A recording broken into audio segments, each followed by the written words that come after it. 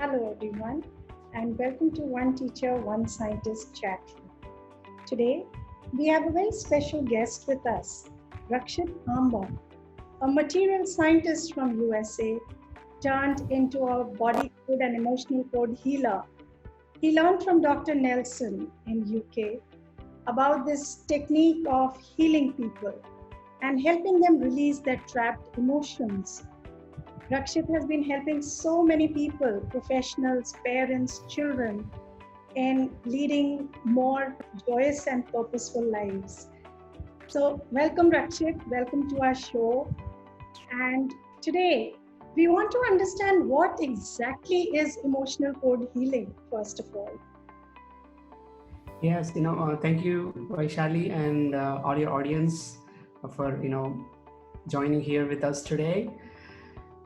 It's a special time of world's transformation that we are going through now, and it is ever more important for us to understand these. And I really commend what Vaishali has taken, the initiative that she's doing, and it is going to impact many people's children's lives that are going to lead the future of this world.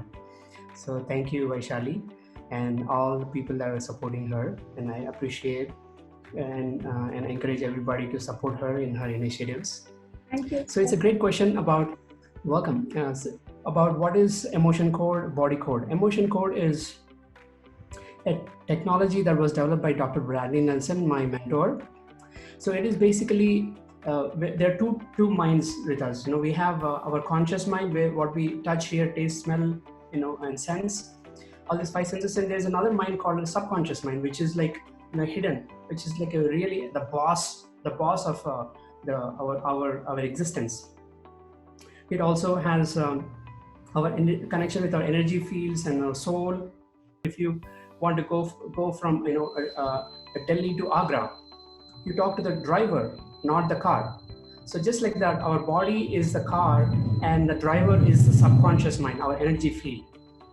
So if we do not know how to communicate with our driver, the boss of our navigation, then we often find ourselves confusing and stuck in that emotional baggage that we've been carrying for many years since the childhood, or even sometimes even from, if you believe in the past lives, and even the genetically inherited trapped emotions from our parents and grandparents, from both sides of our family, mom and dad. So emotion code is identifying that trapped emotion and releasing it. These are experiences which make you feel that there is so much magic around. I mean, maybe because we ourselves don't realize the power of our subconscious, and maybe because we've not been exposed to it or trained right from the beginning, right from our childhood.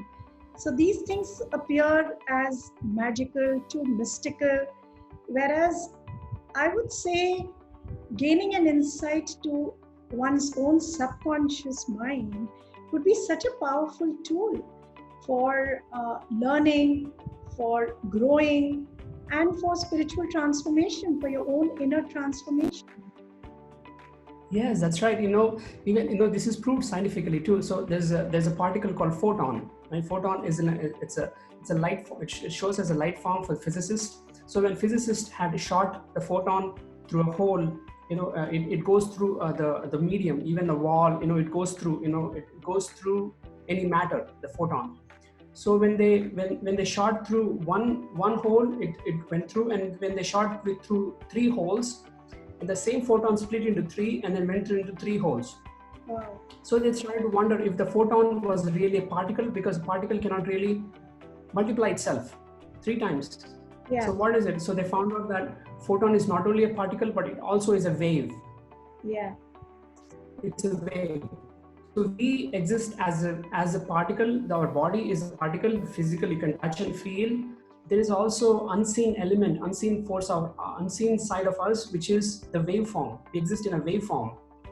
For example, the gravitation pull is not seen, but it is the everything. It is the force that keeps us on the ground. Otherwise, we'll all be floating in the space. Yes. The sound is not seen.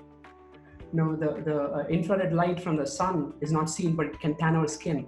So there are so many unseen forces that our human body cannot perceive. So when we are curious, when we keep our mind curious, when the children are curious, they learn a lot and they absorb these things that they can find in textbooks. And in reality, when they apply it, like as a healer, I'm applying this, knowing the fact that we exist as an energy form, a wave form, not only a particle, what we see and perceive. So we are far greater, greater than what we see. Yes. So do you think, Rakshit, somewhere children absorb a lot of emotions from their environment and from the people around them, and those emotions they must be trapping inside, and those must be playing out in different ways in their adulthood? Yes, that's correct, Vaishali. So there are words, there are many words that our parents speak as they're growing up. Our environment speaks through words, and there's also unspoken language. Yes. Like the feelings, emotions, these are surrounding the child as growing up. And to adapt, the child has to absorb. That's the only way for the baby to survive, is to absorb whatever is in the environment, to be to acquaint with the environment. So whatever the child is like a sponge, absorb everything that it's seeing in the environment, to be accustomed to the environment. And as you notice that the child brain grows very fast in the first age of age 1, age 0 to 6. The child brain is programming all the time. Yes. So that programming is very critical part of their upbringing. Whatever they are programmed in that first six years can be carrying through all their life. If they're not aware, they're not conscious of what is the programming that is running their life. If they're not conscious of these patterns, that is the gravitation pull of that pattern is so strong that it keeps pulling them down. If a baby girl, girl asks the mom, can I get some money? I want to go buy the ice cream. So if mom says, I don't have the money, daddy has the money, and then she goes to daddy, and daddy gets, she gets the money, and she gets what she wants. And then she programs in her mind that women are not supposed to have money. Yeah. It happen even without speaking the words, without spoken by the parents. She has programmed herself. So when she grows up, she cannot handle the money. She may not be able to take the job. She feels that, the job is not for women, it's only for the men. When some relative is giving some money, and the parents say, no, don't take it. They did some work, and for appreciation or the festival they're giving money, no, don't take it. Then the child will grow up feeling that it's it's bad to take money from relatives or known parents. Yes. known family members. So they have conflict with money, with people. So there are programs that happen with money or with emotions, and these can be released when we become aware. Or the healing practice that I am doing, even teachers can learn this practice, emotion code practice. And if you must have a coach, because there's an industry called the coaching healing industry, personality development industry. It's not just inspiration or motivation, it's much beyond that. It's going to the root cause of these things, the patterns, and remove those patterns, so you can reprogram with more uplifting, more empowering thoughts and beliefs. And that's how we achieve greater success in our life. Yes, absolutely. I mean, from your talk, I am getting my belief that every child is born with his own inner intelligence is getting strengthened more, because that is what is the subconscious. And if the child has the ability to connect with the subconscious, he can actually unleash his inner potential. How do you think one can help children to connect with their subconscious in a very simple way without making them feel overwhelmed by the whole process? Yes. So there are few ways to connect with our higher power. The higher power is anything that is bigger than us. For a child, a higher power simply is something bigger than themselves. So my society, my school system, my parents, I've learned that success is very important in life. Going abroad, having a home and a car, having family, these all things we're defining as to be a successful person.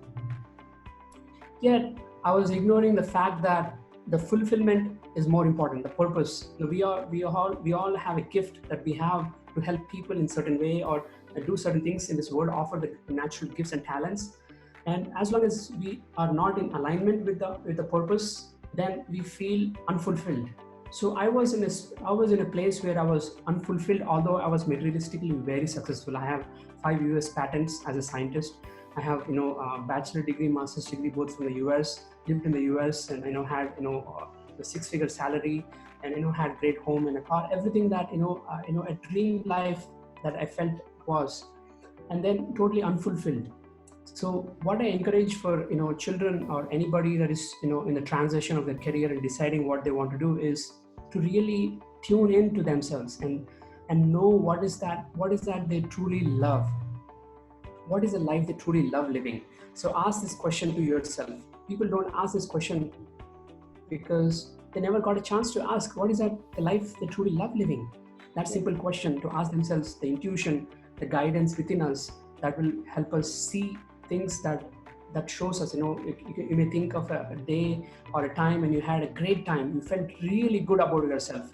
It can be some old age home, you went and served some food, or maybe you helped your grandparents, or maybe you helped a project with the village, or something that made you feel really great, really good. So that is indication that you felt joyful, grateful, and happy about what you did. That is indication to spark your real fulfillment. When you go after that fulfillment, that language the heart speaks, then the money will flow, the relationships will be great, materialistically you'll be successful, you'll be so fulfilled, satisfied, happy. And that is the goal of our life, is to be happy, fulfilled, and and be serving with our natural gifts and talents. I really wish and hope we are able to allow children more and more opportunities to connect with themselves, so that they try and understand what is it that they actually love doing. And somewhere I think we are all forgetting that society is also made by individuals like us. So if we kind of connect with our own goals or our own desires and passions, I think the goals as far as society goes at large will also change. That is very true, that we sometimes get into this mad race of winning something and possessing something, competing something, and in that we forgot what is the real meaning of our life and existence, what makes us really happy. And all these material things are important for us, they're important for our life, and it's no doubt about it. And that is a bonus of when we live happily. And it cannot be the only thing. Our primary focus has to be what makes us fulfilled, content, and then all these materialistic things will add value to our life. The school system has a way to measure the kids' performance, and at that time, that is the best thing that the child can do, is to do the best in their school. I encourage kids to do the best they can do in the school with the curriculum, with the system they have, and and then that is a playground they have. And when they do their best, give their best, it does not matter how they perform compared to their friends or classmates. It does not matter really, as long as you are giving your 100% in what you're learning, applying, and be yourself there in the present, in the classroom, or in the homeworks, and be contributing to your friends, helping each other, and in the classroom participating. That is the best they can do at that time. And then they would, the marks and scores and ranks does not really matter. They have to enjoy what they're doing. And I personally feel, in fact, if the child is enjoying what he's doing, marks and scores will automatically increase as a byproduct, because they will start excelling in what they are doing. So it's like a dichotomy. And you made a very nice point that we should help children perceive schools as playgrounds, where they are experiencing different things, they're experiencing themselves, how they're connecting with the world, and discover their own passions and their likes and dislikes, and maybe start, anchoring themselves towards it. Yes, that's very Vaishali. I was, when I was in the US, my managers had my American managers. I was not. I'm a material scientist, right? So I have as a plastics engineer, material scientist, I was surrounded with only Americans because most of the Indians used to come as IT professionals or doctors. So I did not have many Indians. And what my managers had experienced about people and I saw the feedback about Indians coming to abroad. And one thing they mentioned is the Indian school system only focuses on individual performance. Like the team performance and helping each other, the Indians really lack because they're not taught, because the competition is makes them individuals and separate from each other. In the US system, I did my undergraduate there, right? There's no ranking. There's nobody knows. None of my classmates know what are my grades, what are my marks. It is very confidential. It's confidential between me and my teacher, and so it does not really matter as far as the class goes. So competition is only good as long as it's healthy and supporting each other. Beyond that, the competition is not necessary. Yes. It's helping each other where we all grow together. So somewhere I think we as a society need to learn collaboration and Yes. kind of contribute towards a common goal. Thank you so much, Rakshit, for your insights. And I'm sure many parents, many teachers will get motivated to look into emotional code and body code healing uh, as an important tool for empowering themselves and then transmitting that empowerment to the children. And I hope together we can all give our children an empowered environment where they can thrive, they can engage, and then become thinkers and innovators one day.